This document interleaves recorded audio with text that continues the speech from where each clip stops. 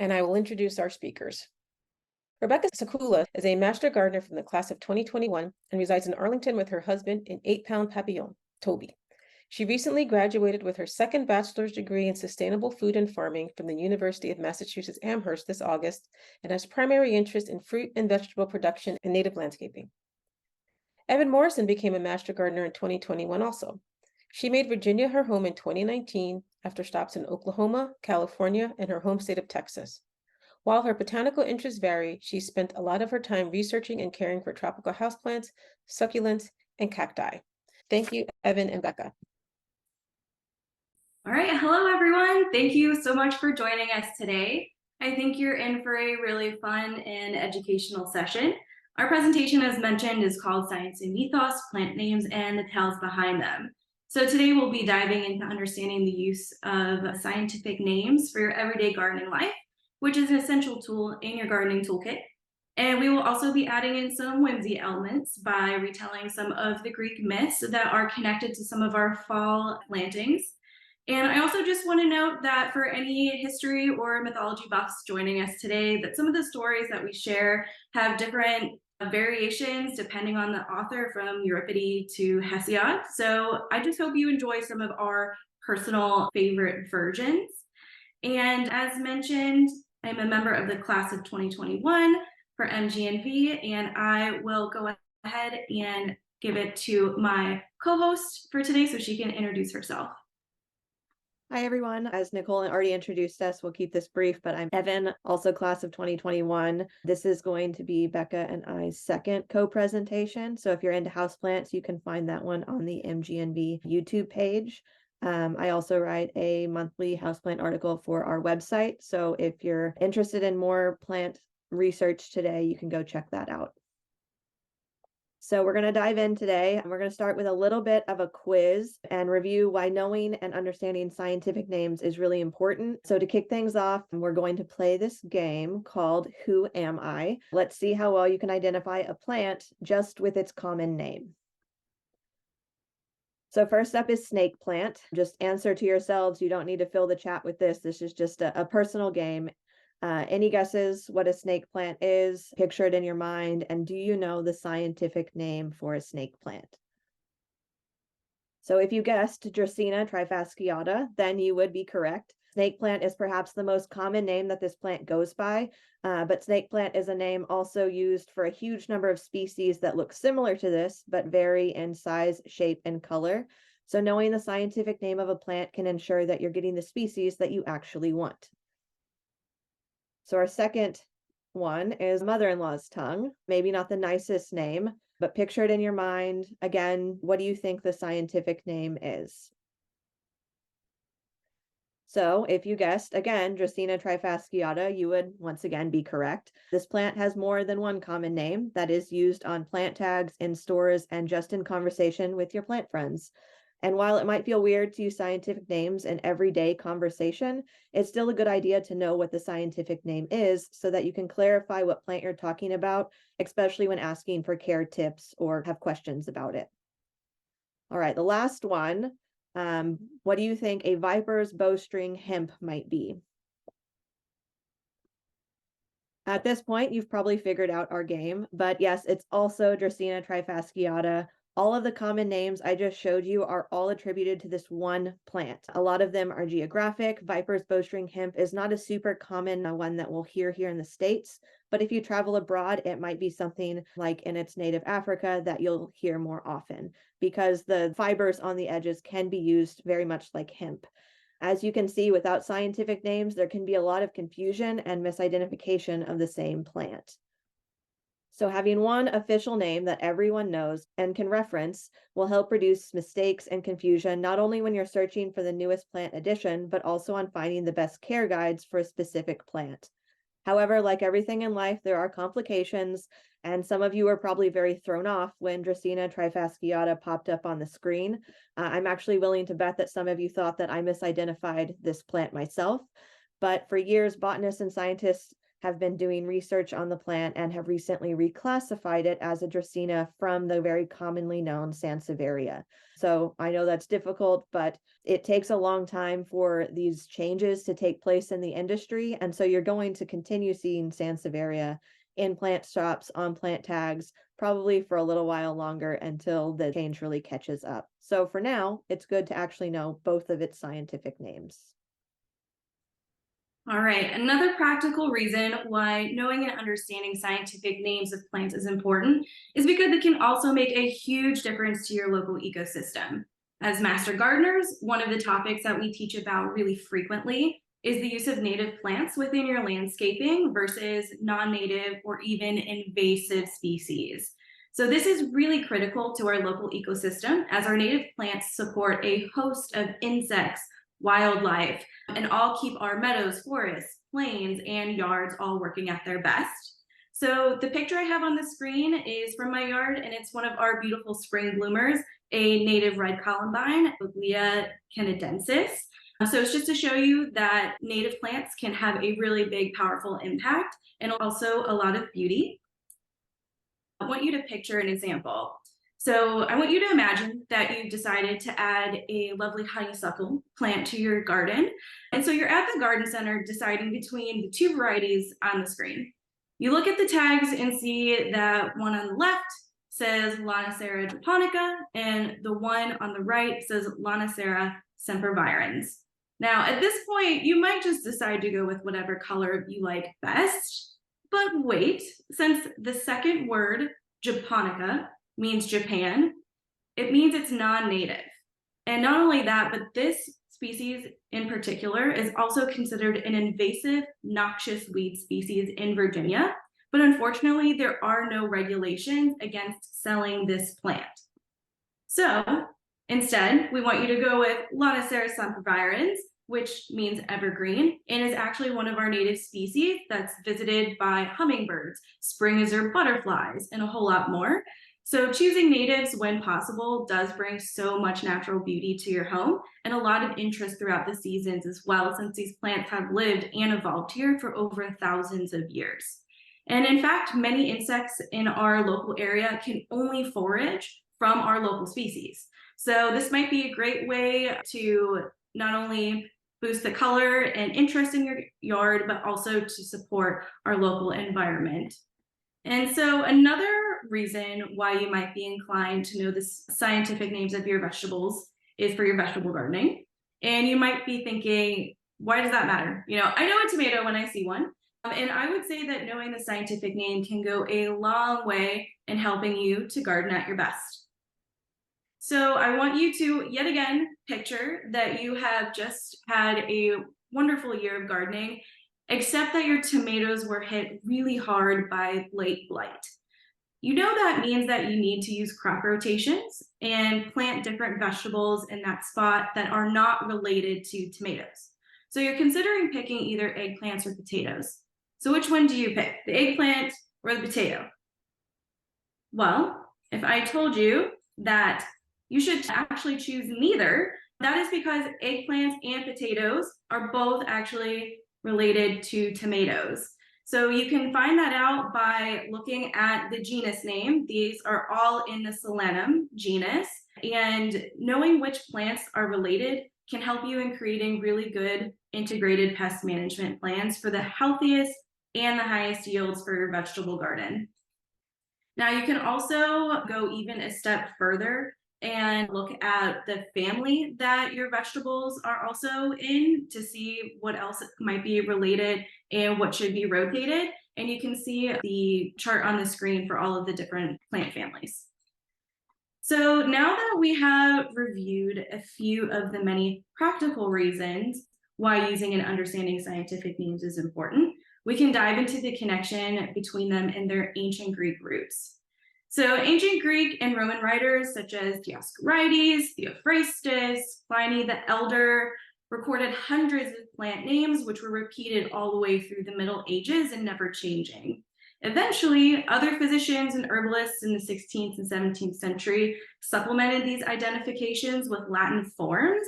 which was the most widely used language for the sciences and scholarship of the 18th century. And all of this helped to lay the foundation for our current identification system for plants and animals. And that current system is binomial nomenclature. So as Merriam-Webster defines it, binomial nomenclature is a system of nomenclature in which each species of animal or plant receives a name of two terms, which the first identifies the genus to which it belongs and the second to the species itself. So this means that every single organism on Earth has its own scientific name consisting of two terms that distinguishes them from all other organisms in existence.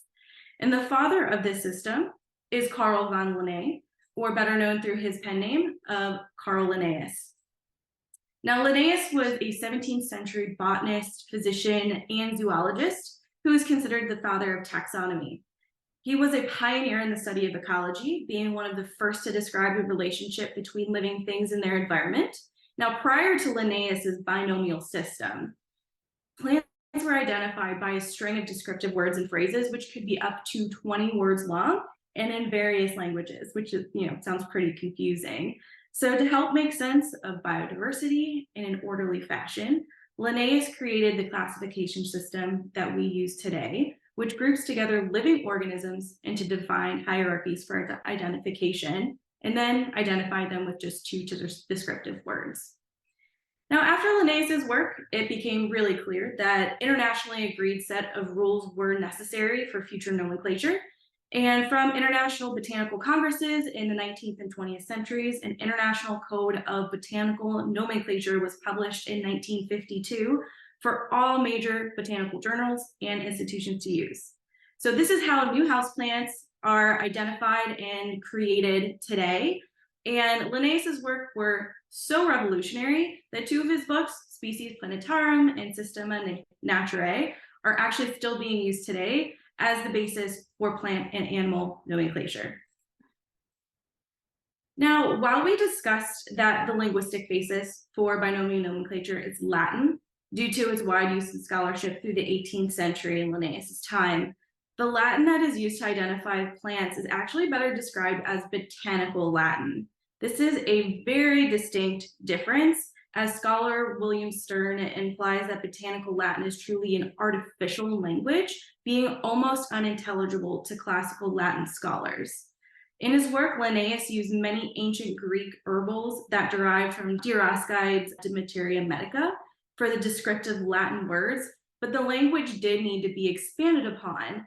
So that meant adding in a lot of Greek words in order to keep up with the increasing amount of knowledge and descriptions used for classification. So we have our truly Latinized names with Roman and Greek influences. And I think a really excellent way to showcase this is through an examination done by William Stern.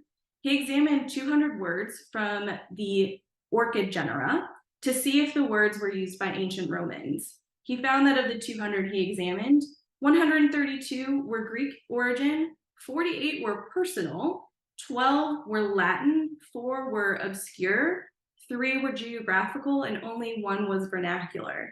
So this really shows how language evolved, and the use of books like Botanical Latin, like The Gardener's Botanical by Ross Baton and Latin for Gardeners by Lorraine Harrison can really help you navigate what is essentially an autonomous language.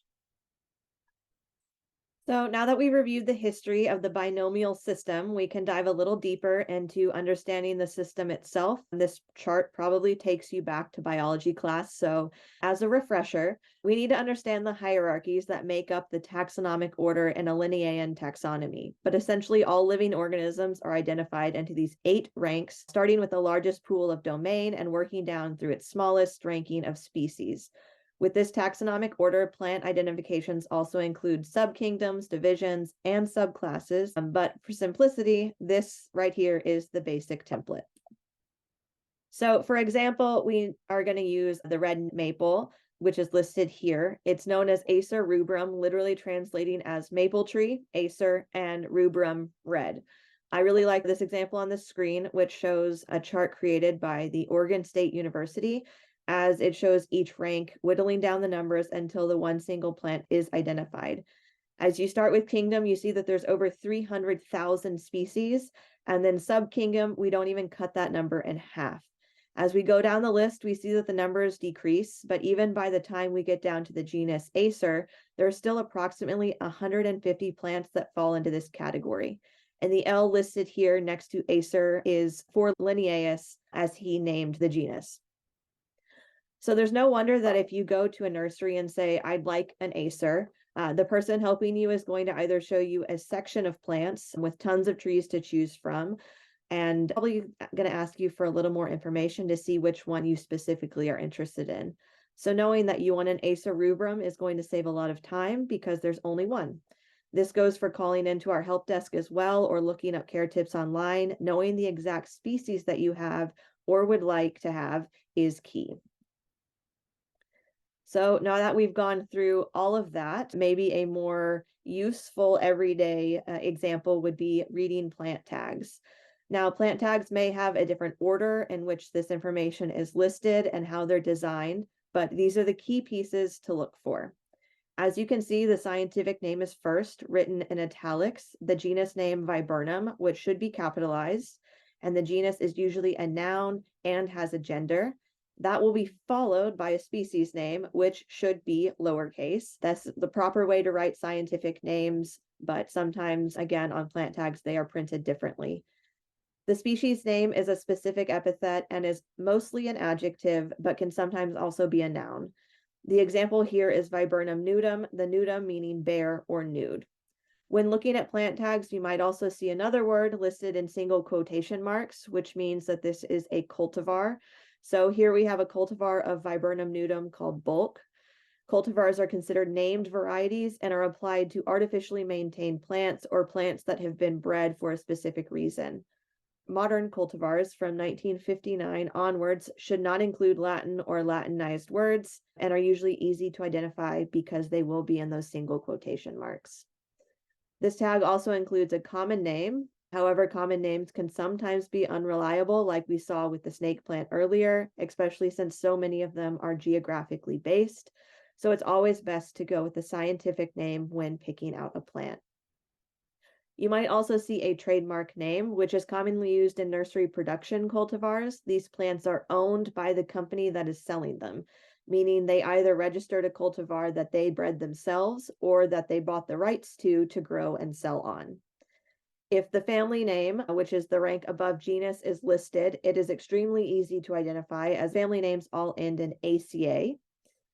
And this tag also includes a native range, which in our opinion is a little rare to find. It would be nice if it was on all plant tags, but here it just shows that this is native to the Pennsylvania region. More often than not, though, you're going to find a range for growing zones, indicating where the plant will grow well. And from now on, we'll show you a lot of plants later in the presentation. So it's good to keep in mind that we in Northern Virginia are a growing zone 7B. A few other indications you might see on plant tags include subspecies, varietas, forma, hybrid, and synonym. Don't let these scare you, as they basically just inform you of minor differences between the plants. Subspecies will be abbreviated and indicates that it is a distinct variant of the main species. Veritas, which is more commonly you're going to see variety, is abbreviated as VAR and recognizes slight variations in the botanic structure. Forma is abbreviated with the letter F and distinguishes minor variations like the color of the flower. Here you see purpureum, so you can tell that this Acer will have a purple structure on it. Alba usually means white, so it's a good indicator of what you're getting. So the top three are all Acers, but different species and with extra identifiers to better narrow down what the plant is. Hybrid is going to be denoted by an X and is applied to plants that are all products of a cross between species within the same genus.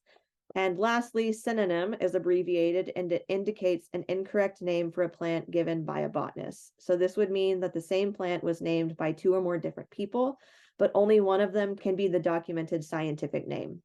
So in this example, Plumbago indica is the accepted scientific name, but someone along the way found the same plant and started calling it Plumbago rosea. So to avoid confusion, they're both listed.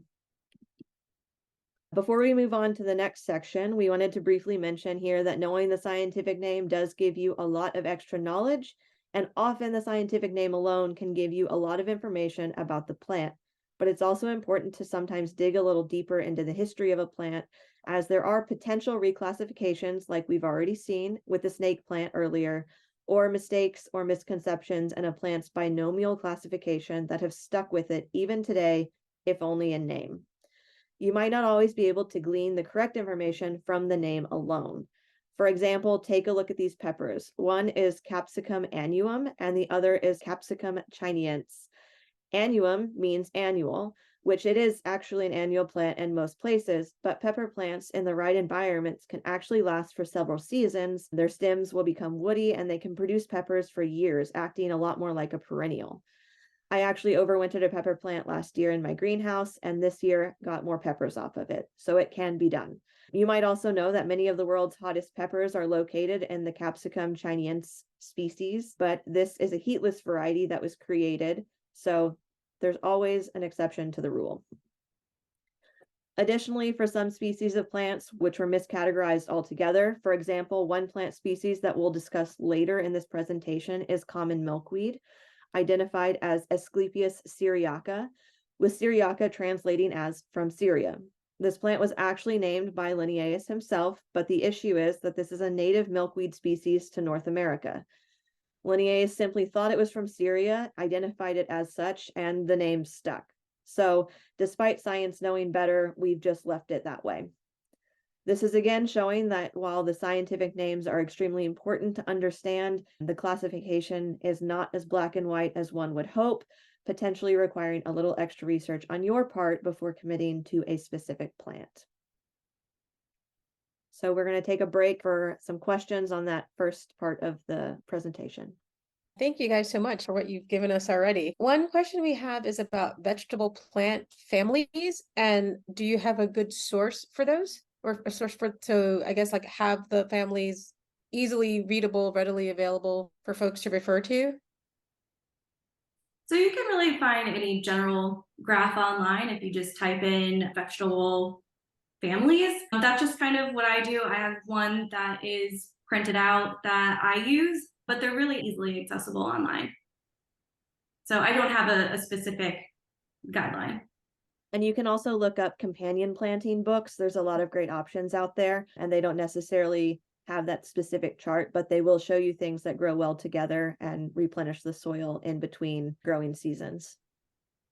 Another question popped in right now. It was a question about tomato blight and the specific blight that you mentioned earlier that hit tomatoes this year.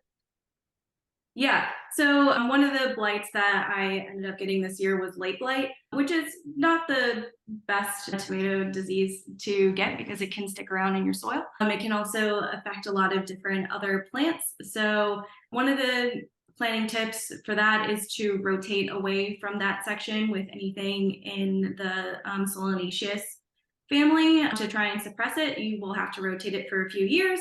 Or you could also buy resistant tomato plants or peppers or eggplants, what have you, and plant them there as well. Now we are going to move on to the next section of our presentation, which looks at the tales behind some of the names of our favorite fall planted flowers.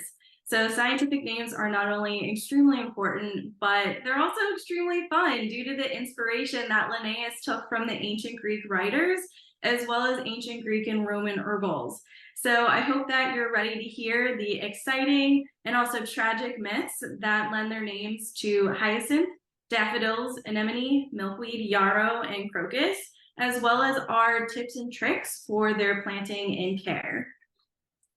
So the first plant we are going to start with is hyacinth. The scientific name for the hyacinth that we know and love is Hyacinthus orientalis, which is the species from which many of our popular hyacinth cultivars derive. The Hyacinthus genus used to have almost 30 different species categorized within it, but recent revisions now leave it to just a handful. Unfortunately, there are no native hyacinth species to North America, as the plant is native to parts of Asia, Turkey, Lebanon, Syria, and Israel, but it is a successful perennial in many different zones in North America.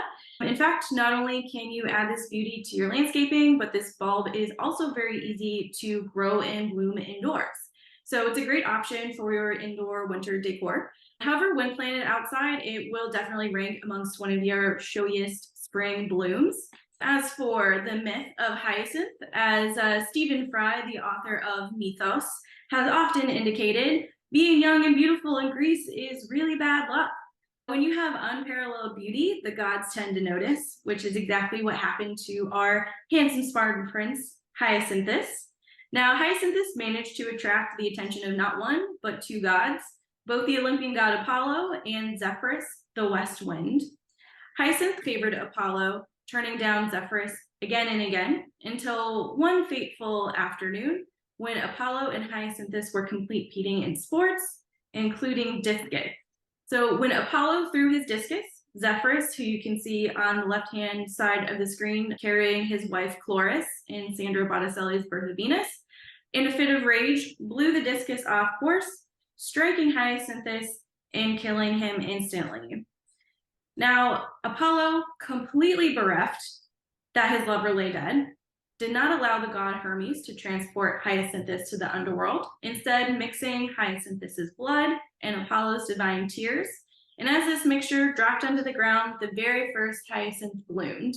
Now, again, it's important to remember here that the ancient Greek writers did not create new names for plants. Thus, Hyacinthus was attributed to the genus of the hyacinth plant. So now that maybe you're considering planting a Greek tragedy in your own garden, let's discuss the best growing guidelines for hyacinths. When planting hyacinth bulbs, you can technically plant them closer to one another than we have listed here on the screen. You'll end up with a fuller display, especially in a container, but as always, for best results, follow the spacing guides on the package of bulbs that you purchase. Plant them in a spot that receives full to partial sun, and for each bulb planted, one dense spike of very fragrant flowers will be produced. While hyacinths do not naturalize, meaning they won't spread like a native plant would, doesn't mean that they won't spread a little bit, but don't expect it. They can create bulblets each year. You can dig these up and replant them in other spots in your yard. It's also important to know that even in optimal growing conditions, hyacinth bulbs will only last 3 to 4 years, so eventually you will want to replant. Because these bulbs are planted rather shallow, curious squirrels and chipmunks might dig them up, and this goes for most of the bulbs we're talking about today. But there are cages that you can plant the bulbs in to keep the critters out, and those are available at most garden centers. You can add a layer of chicken wire on top of the bulbs before you cover them with soil, creating a barrier. Just make sure that the opening is wide enough within the weave of the chicken wire to let the stalks fit through it. And you can also try sprinkling cayenne pepper on the surface of the soil to deter them, but with any rain or sprinkler, that will need to be replenished. Even so, if you keep an eye on them and they do get dug up this fall, you can replant them, but it might just delay blooming a little bit next spring. The flowers can range in color, especially when you consider the many different cultivars that have been created over the years. Hyacinths have bell-shaped, almost tubular flowers, which reveal a star-shaped floret. For those of you who worry about deer and rabbits, hyacinths are considered resistant, but remember that resistance doesn't mean that they won't try it at least once, especially when it comes to the deer. When planting bulbs, seek out a well-draining spot. A lot of us in Northern Virginia have very heavy clay soils. So for all bulbs, it's important not to plant in areas that hold a lot of water. Clay soil traps the water and reduces the amount of airflow, which can lead to the bulbs staying wet too long in the soil and having a tendency to rot before you ever get to see them emerge in the spring. And we do want to mention that all of these growing guides are available in the handout that was emailed to you, so don't feel like you need to be taking notes vigorously as we click through these. The common variety of hyacinth is Hyacinth orientalis, commonly referred to as common hyacinth or Dutch hyacinth, and will grow as a perennial in zones 4 through 9, so it will rebloom here in Northern Virginia. It's an early to mid-spring bloomer, so it's important for you to get these bulbs in the ground about now, maybe even this weekend. We also wanted to note that Johnny Bryan, the author of the book Bulbs, recommends wearing gloves when handling these, as they can irritate the skin, especially around your fingernails. They make great container plants for spring displays. Some of them are very strongly fragranced, so make sure you like that smell before you plant a whole drift of them right next to your favorite spot on the patio. After they're done in the container, you can simply plant on top of them with shallow-rooted annuals, and they can reemerge next spring, or you can dig them up and store them in a cool, dark place over summer and replant them next year. Just make sure you label them well. They are great rebloomers. Last year, I had one pop up in a compost pile. I missed a bulb when I was dumping soil out of containers, and it was a really happy spring surprise for us. If you're a go-getter this winter, we recommend trying to force your own bulbs for indoor decor. They're very popular for the holidays, and again, usually around Easter time, you'll see them in floral shops. Usually these are sold as kits that come with a hyacinth vase, which you can see in the picture here. This vase has a narrow neck that suspends the bulb above the water. It's important to make sure that the water level is below the base of the bulb and not actually making contact to make sure that it doesn't rot. I made this mistake and it got very smelly. If you choose to force hyacinths, there are specific species that are more amenable to it, but you can try as a science experiment with any variety that you prefer. The trick to forcing is a cooling period. Experts say that you need to cool the bulbs at a temperature of 40 to 48 degrees for 8 to 16 weeks, and the bulbs need to be in complete darkness. Basically, you're synthesizing winter, so instead of being buried in the dirt all winter, your bulbs are in a cooler, a cold garage, or a basement. I don't have a basement that stays at 40 to 48 degrees. So another option you can try is a brown paper bag in your crisper drawer in the fridge for 10 to 12 weeks. Just make sure they don't get mixed up with your actual veg, and label them, leave them until it's time to plant in a pot with soil, or then suspend them in those hyacinth vases. All right, and now the next flower that we will review is Narcissus, or most commonly known as the daffodil. Now, I really love the vintage botanical illustration that you're seeing on screen, as it really perfectly illustrates the importance of knowing scientific names. When you're looking at your intended flower, all of these are Narcissus, but they're all different species and have different appearances. But now for Narcissus, it is a genus of bulbs that is native to Europe, North Africa, and Southwest Asia. And for the amount of Narcissus species, the numbers are quite controversial, with some listing 50 and others lumping in as many as 70, in addition to the thousands of cultivars that are available, as they hybridize really freely. Now, it is important to note that since there are so many different Narcissus species, there are many different bloom times, growing zones, preferred growing conditions, and a whole lot more.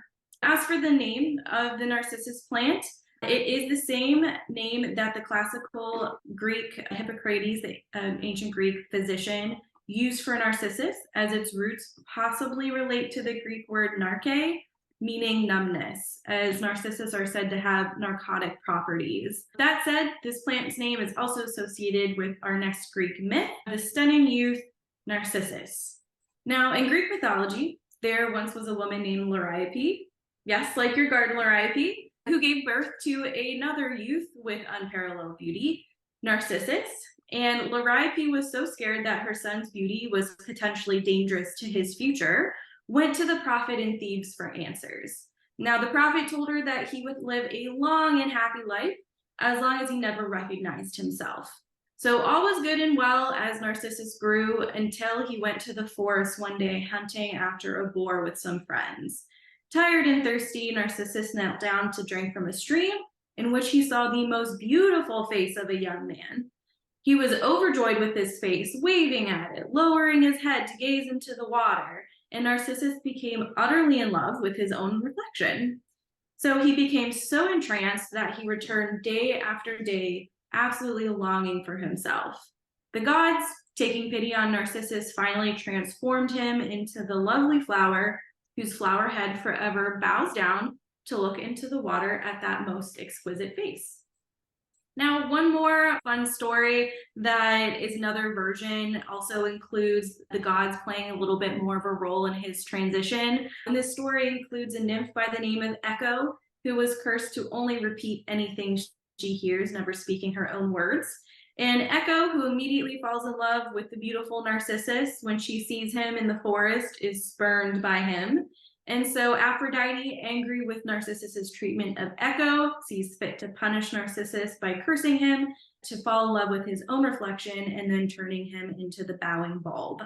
So now that we've learned more about the name and the stories of this fun flower, we can go ahead and dive into the growing guide.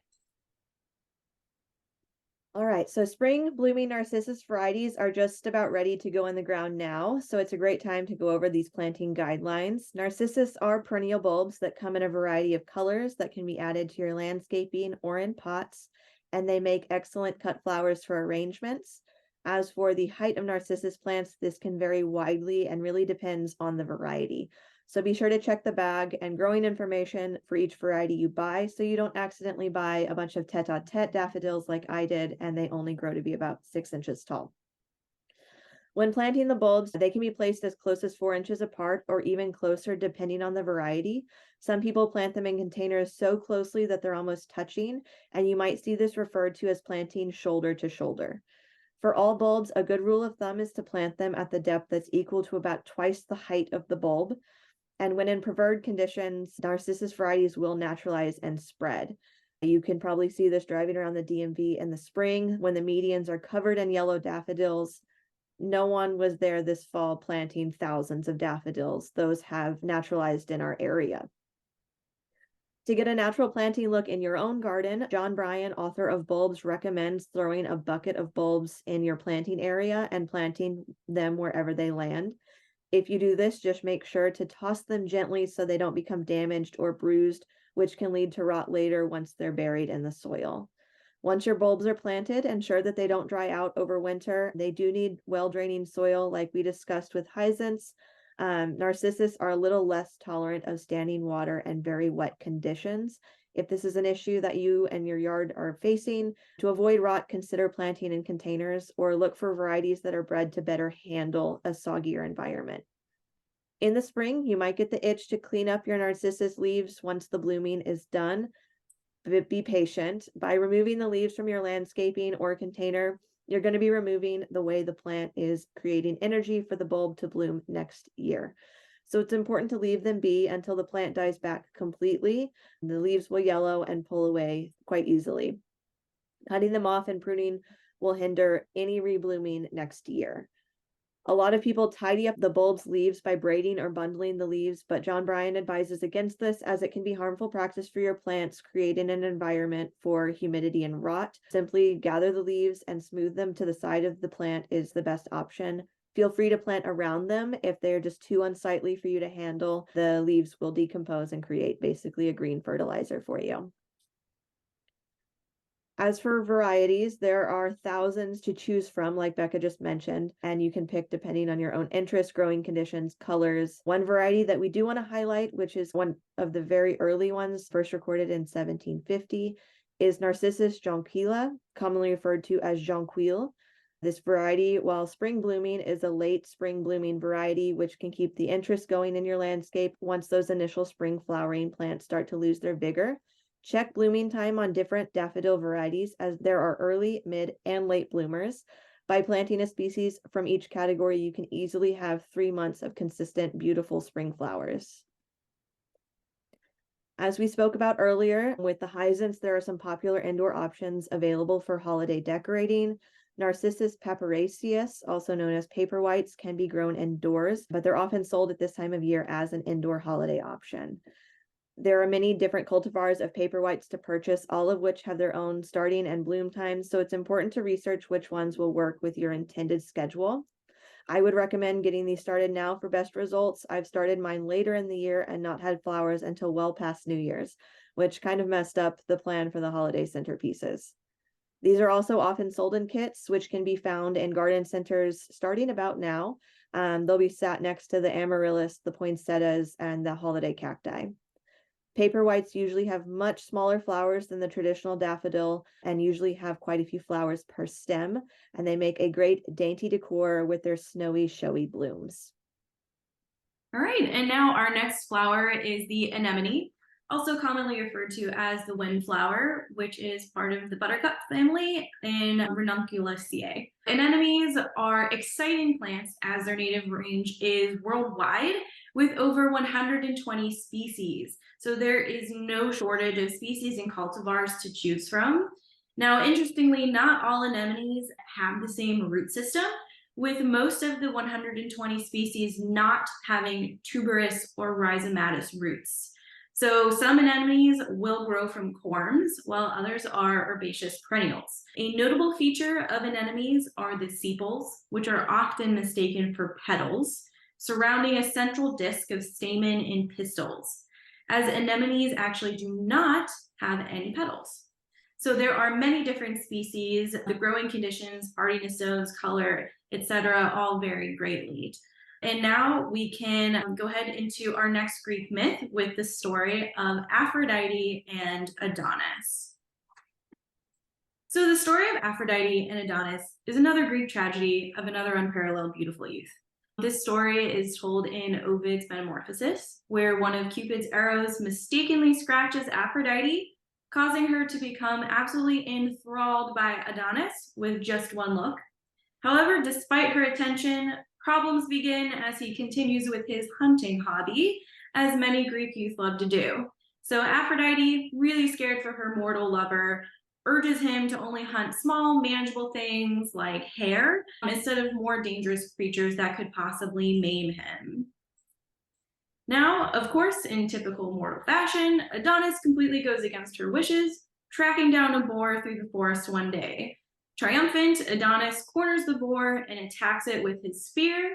However, the boar is quite cunning, shaking the spear off and charging for Adonis, spearing him in the side with its tusk, leaving a fatal wound.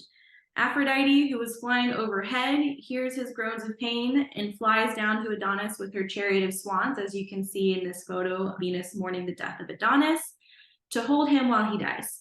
So much like Apollo and Hyacinths, it was the mixture of her divine tears and Adonis's blood, which drops to the ground to bring forth the first anemone in blood red. The word anemone is rooted in the Greek word anemoi, which is the name of the four winds in Greek mythology and gives the common English name of windflower. These are also the same four winds that blow away the petals of the flower, or should we say sepals, as the enjoyment of the flower is very short-lived, just as Adonis was to Aphrodite. However, I do also want to mention that there are some writers who believe another possibility for the name of an anemone, which comes from the Syrian nama'an, which is a cry of lamentation for the dead Adonis. So, as Becca alluded, anemones vary so widely and in so many ways, a general growing guide is not really possible. But we thought we'd give you some information on a few species that thrive here in our Zone 7B. The first species we want to review is Anemone virginiana, also known as tall thimbleweed. Virginiana is an herbaceous perennial species native to North America, along with several others, such as Anemone canadensis, Anemone caroliniana, and Anemone berlandieri. These native varieties are especially beneficial to pollinators in North America as they've evolved with these plants throughout their existence. And with Virginiana being a spring blooming variety, it's an excellent source of pollen for all the pollinators just reemerging after winter. Virginiana performs best with some access to sun. As for planting locations, these do excellent in wildflower gardens, partial shade gardens, and woodland edges. Seeds can be sown in fall or early spring. One thing to note about anemones is that some can spread fairly aggressively. However, Virginiana is less aggressive and easier to manage, especially if the plant is cut back before you allow the sepals to go to seed. When working with this species, it's important to wear gloves as the sap can cause skin irritation and it should not be ingested. So this is something you obviously want to consider if you have curious pets or small kids who might accidentally nibble on the plant. It's also considered deer and rabbit resistant, but as we know, that's more of a suggestion than a reality. For the second variety, we're excited to highlight Anemone blonda, also known as the Grecian anemone. We're spending a lot of time today chatting with you about the Greeks, so here is a nod to one of their native varieties. However, this variety is considered an anemone at the moment. And there has been some indication that the Anemone blonda might be reclassified into the Anemonoides genus, meaning anemone-like. But you can find lots of information on this plant online using either name. This anemone is native to southeastern Europe, mainly Greece and Turkey. This Grecian variety will naturalize and multiply in your garden under good conditions. It's a great variety for front of borders because of its low growth habit, but looks just as good in woodland gardens, containers, and even rock gardens. It's a Mediterranean plant, so they like that rocky, sandy soil. Finding a spot that gives partial shade is preferred, but this plant can tolerate full sun and some heat. It will spread more aggressively than the Virginiana variety through self-seeding and growth of its tuberous root system. This variety, like Virginiana, should be handled with gloves and given extra consideration for pets and children. Again, it's another great pollinator option and is mainly beneficial to bees. Lastly, we do want to briefly touch on the anemone that you might have initially thought of for this section, which is the poppy anemone. This species is a spring bloomer with blooms that last around 4 weeks. This variety is often sold as a corm in a bag, much like other bulbs, and this is often found sold alongside ranunculus varieties. Of the species we've discussed, its most popular option for cut flower gardens. You'll want to plant your corms in late winter or early spring when the soil is workable again for a bright show of spring color. As you can see, there are a lot of different options in this species alone. So knowing exactly what you're getting will help alleviate any stress or mistakes that could happen when purchasing the perfect flower for your garden. All right, so moving on to our next flower, we are going to review milkweed. Now, milkweed is something that I hope that everyone joining us today will consider adding to their garden. Not only is milkweed a gorgeous showy perennial that can add a lot of personality and interest to your landscaping, but it is an incredibly beneficial flower with several native species to North America. Additionally, it is considered a conservation species as it is required host plant for the caterpillars of monarch butterflies. There have been a tremendous decline in milkweed plants all over North America, significantly declining the amount of monarch butterflies with it. So adding this to your yard can help preserve not only our native plants, but also our native insects as well. Now, milkweed is tied to Greek mythology through its genus name, Asclepius, who was the Greek god of healing. It was actually Carl Linnaeus who named the milkweed genus after Asclepius due to its history of medicinal uses. And he even codified one of our native milkweeds, Asclepias syriaca, as we mentioned earlier in 1753. So now, while there is no one story regarding milkweed's creation in Greek myth, I would like to share the story of Asclepius with you so you can think about the plant's whimsy ties to Mythos the next time you see it. So the painting that you are seeing on the screen is called The Finding of Asclepius by Giovanni Tognoli. And this is depicting the god and father of Asclepius, Apollo, saving his son from a plague that he himself had caused in an act of revenge. So the young Asclepius was then given to the centaur Chiron for mentoring and teaching, who also mentored young Achilles, and found that Asclepius had a tremendous affinity for the field of medicine. Perhaps it was from the plague or the fact that his father, Apollo, was the god of medicine, that Asclepius excelled in all aspects of the healing arts that Chiron could teach him. As an adult, he mastered all forms of medicine and surgery. In fact, Asclepius was so successful that he eventually realized he could revive the dead using a drop of Gorgon blood. You can see this depicted by the painting on the screen called Asclepius' Route of Death, as he is dispatching the Reaper using his serpent staff. So the revivals, however, only lasted a short time, as Hades, the god of the underworld, found out that Asclepius was stealing souls from his realm and had Zeus strike him dead with a thunderbolt. So after his death, Zeus did raise him up to the heavens as the constellation Ficus, the serpent bearer, and in later traditions also say that Zeus restored him to life as a god. Now, as mentioned, there are many milkweed species with 73 native species just here in North America, and 30 of those are used by monarch butterflies, according to monarchwatch.org. It is up to us to pick which ones we want in our garden, but we're going to highlight 2 here today. Milkweed is a low-maintenance perennial plant that has rhizomatic roots as well as a long taproot. And while the taproot can prove to be somewhat tricky for transplanting into your yard, it can be done successfully, especially if you choose smaller seedlings or smaller plants. There are a range of colors, but most common ones you'll see here in the Arlington, Alexandria area are purple and orange. The flowers are small clusters, which will eventually produce a pod that splits open. Milkweed can spread through both their seeds, which disperse in the wind, and through their rhizomatic root system. If you want to keep the root growth under control, try them in containers because they will spread. You can also reduce spreading by removing the seed pods before they split open, and you can save those seeds and plant them somewhere else later on. However, they're such a beautiful plant and so helpful to our environment that if you have room, you might want to let them spread further into your landscaping. Milkweed's milky sap is toxic to humans and animals, hence their resistance to deer and rabbits. They've evolved alongside the monarch butterflies, so at this point, the butterflies actually use this sap to their advantage while they grow. So we're going to talk about 2 specific species that you can add to your garden. The first that we're going to review is Asclepias tuberosa, also known as butterfly weed. Becca actually has this variety in her yard, which is where this photo came from. Tuberosa is a native orange variety and is on the smaller side for milkweed options between the 2 that we are going to talk about today. The variety grows between 18 to 24 inches in height and width, so it's really manageable in most gardens. As for planting time, fall or spring are recommended for both species. You can transplant milkweed in the fall, let it root in, and have a spectacular plant come spring, summer next year.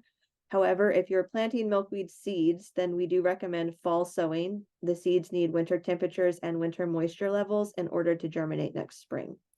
Otherwise, you can start your seeds indoors and transplant out in the spring as well. The second species we're highlighting is Asclepias syriaca, also known as common milkweed, which is native to the eastern United States. We've mentioned this one earlier in the presentation as the one Linnaeus incorrectly named. Syriaca is a much larger milkweed variety compared to tuberosa, so it's going to need ample space in your landscape. It can grow and will grow up to 6 feet tall. This variety will also spread quite rapidly, forming large drifts, which can be better managed through, again, container planting or removing the seed pods.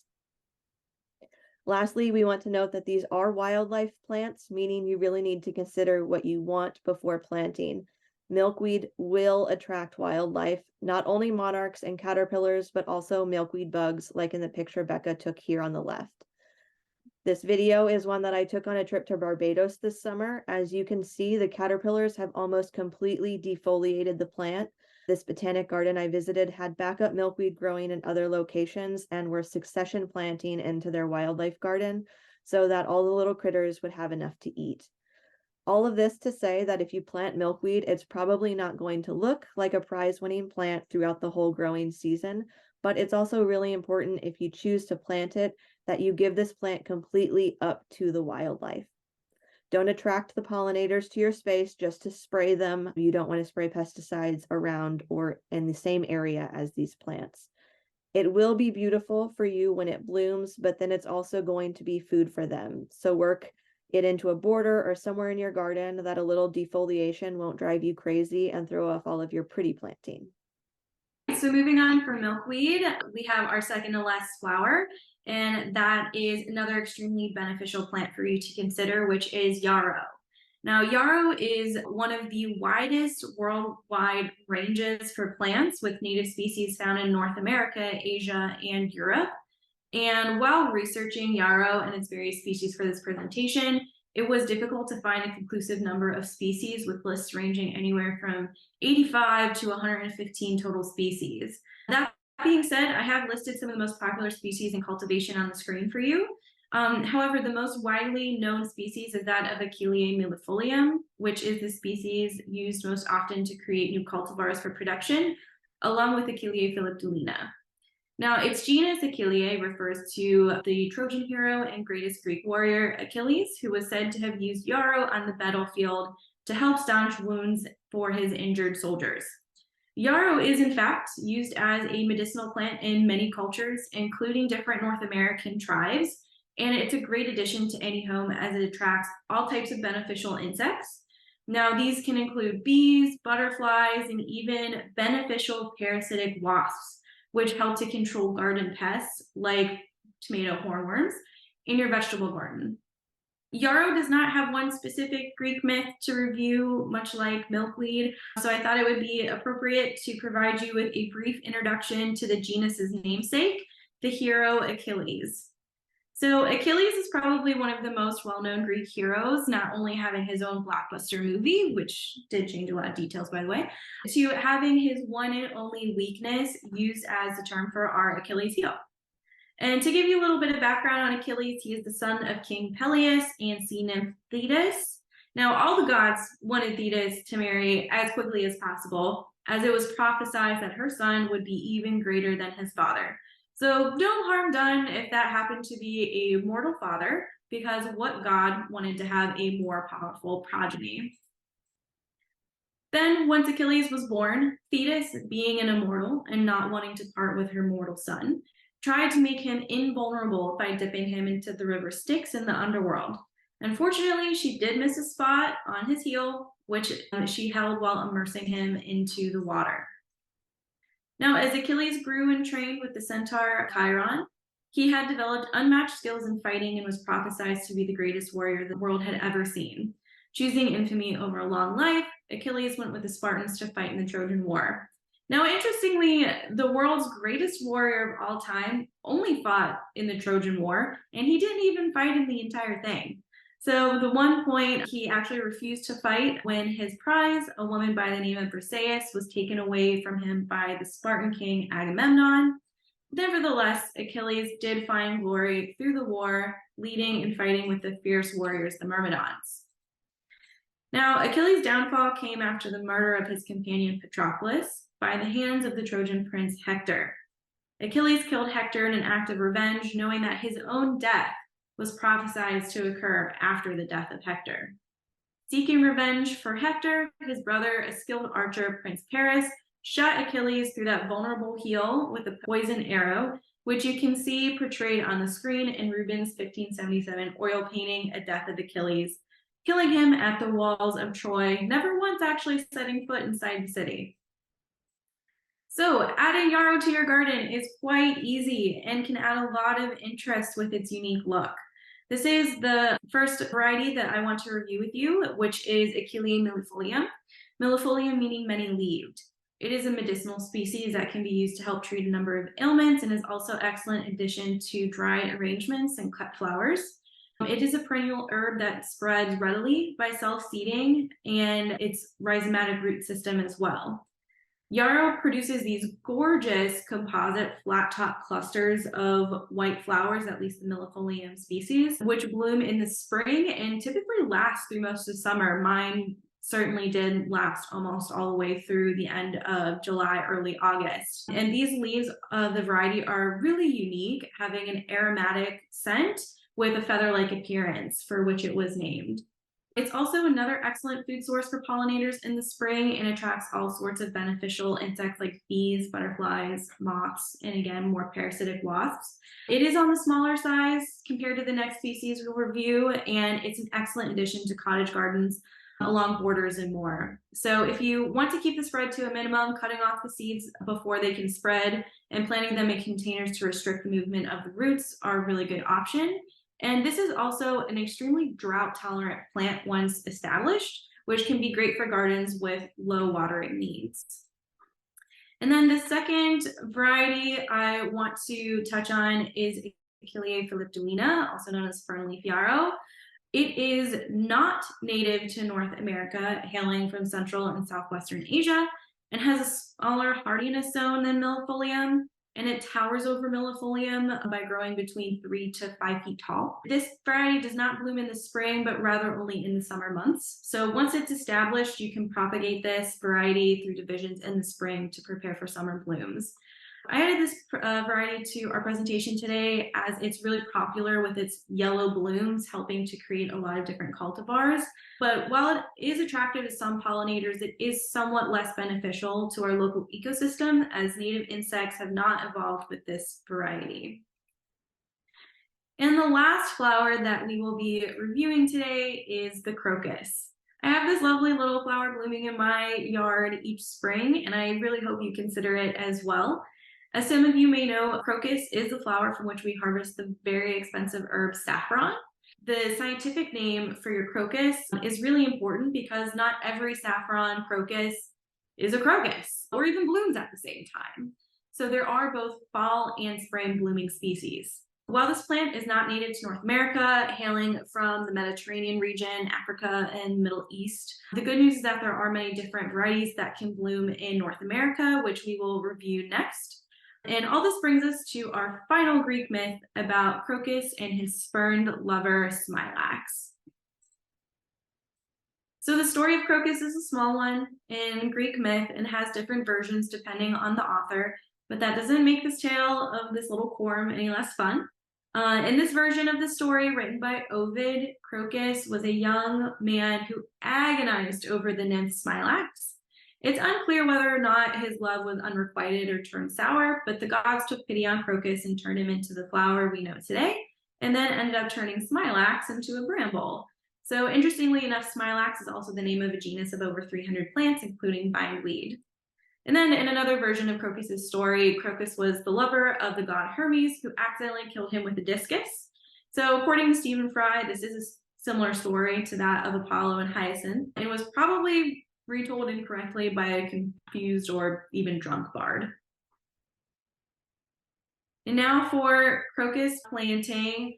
They are perennial corms that come in different colors, but are most widely known for their purple blooms with bright orange or red stamens. Each corm will produce one or several flowers and are great for borders, containers, slopes, and more. Crocus grow in clumps, and when in good conditions, they also will naturalize like a lot of the flowers that we have reviewed today and spread over time, producing little cormlets that go dormant outside of the growing season. So you can dig up these corms from the mother every 2 to 5 years and replant so they don't get too crowded. Additionally, if planting these bulbs where you mow, only mow 6 weeks after blooming, as the forming cormlets will not be large enough to bloom the next year if you cut down their energy-producing greenery. If you are in Arlington, you might be wondering about deer. Crocus are considered deer resistant, but again, that doesn't mean that this is a foolproof planting, especially as these bulbs can pop up through the snow, looking like an early spring snack for a lot of deer. And lastly, when deciding to plant crocus, you need to determine not only your growing zone, but also decide if you want to grow saffron and whether or not you want fall or spring blooms. So the first variety I want to mention is Crocus sativus, which is the saffron crocus. It is important to note that this variety is fall blooming. So we are too late right now for a fall blooming crocus, but you can add this to your plans for next year. Now, this is the saffron variety containing red stamens and should be planted in the early fall for a late fall harvest. And you will want to plant a good number of these corms for saffron, as flowers only produce 3 stamens. So for example, it will take up to 140,000 of these crocus flowers to just get 2.2 pounds of saffron. So basically buy and plant your bulbs in bulk. And then if you're not worried about a saffron harvest, then Crocus vernus is a great option, commonly referred to as Dutch crocus or spring crocus.